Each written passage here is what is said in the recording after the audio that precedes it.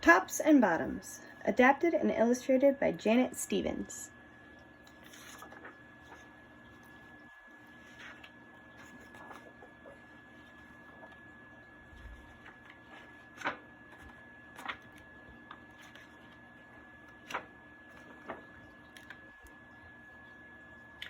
Once upon a time, there lived a very lazy bear who had lots of money and lots of land.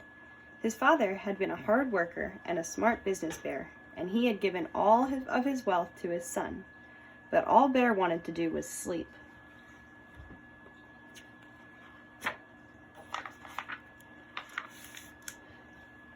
Not far down the road lived a hare. Although Hare was clever, he sometimes got into trouble. He had once owned land too, but now he had nothing. He had lost a risky bet with a tortoise and had sold all of his land to Bear to pay off the debt. Hare and his family were in a very bad shape. "The children are so hungry, Father Hare. We must think of something," Mrs. Hare cried one day. So Hare and Mrs. Hare put their heads together and cooked up a plan.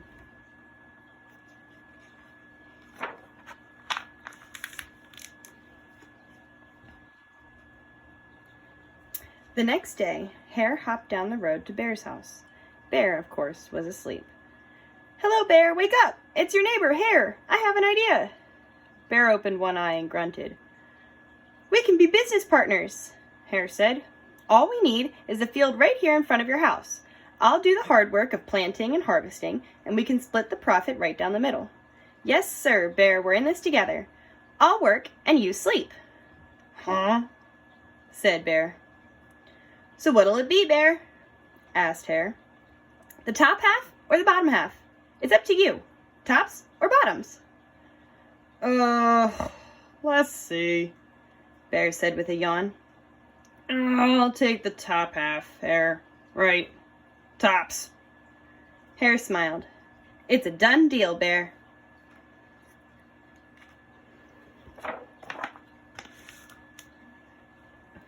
Bear slept as the crops grew. When it was time for the harvest, Hare called out, "Wake up, Bear! You get tops, and I get the bottoms."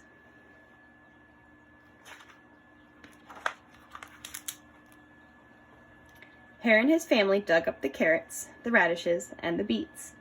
Hare plucked off all the tops, tossed them into a pile for Bear, and put the bottoms aside for himself.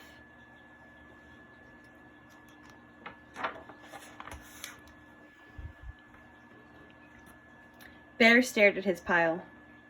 "But, Hare, all the best parts are on your half." "You chose the tops, Bear," Hare said.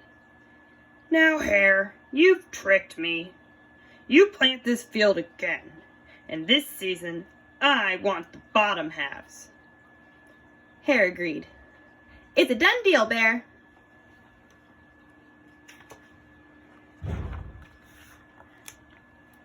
So Bear went back to sleep, and Hare and his family went to work. They planted, watered, and weeded.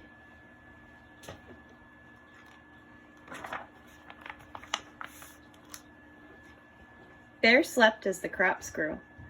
When it was time for the harvest, Hare called out, "Wake up, Bear! You get the bottoms and I get the tops."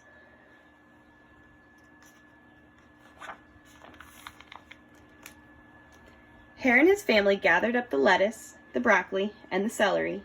Hare pulled off the bottoms for Bear and put the tops in his own pile.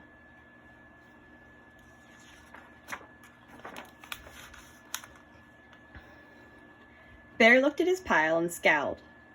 "Hare, you've cheated me again." "But Bear," Hare said, "you wanted the bottoms this time." Bear growled, "You plant this field again, Hare.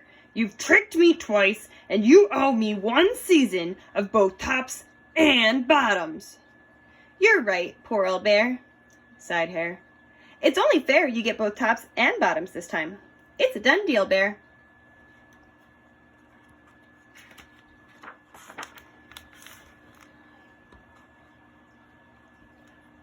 So Bear went back to sleep, and Hare and his family went to work. They planted, watered, and weeded, then watered and weeded some more.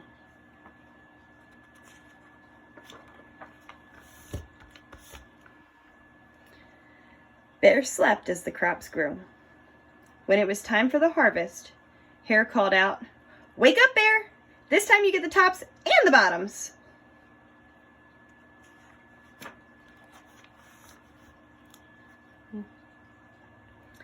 There in front of Bear's house lay a high field of corn. Hare and his family yanked up every cornstalk. Hare tugged off the roots at the bottom and the tassels at the top and put them in a pile for Bear. Then he carefully collected the ears of corn in the middle and placed them in his own pile. Bear rubbed his eyes and watched. "See, Bear? You get the tops and the bottoms. I get the middles. Yes, sir, Bear, it's a done deal."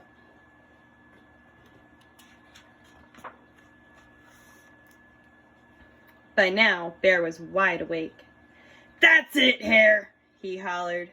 "From now on, I'll plant my own crops and take the tops, bottoms, and middles."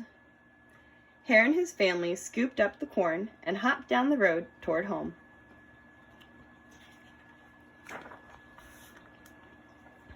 Bear never again slept through a season of planting and harvesting. Hare bought back his land with the profit from the crops, and he and Mrs. Hare opened a vegetable stand.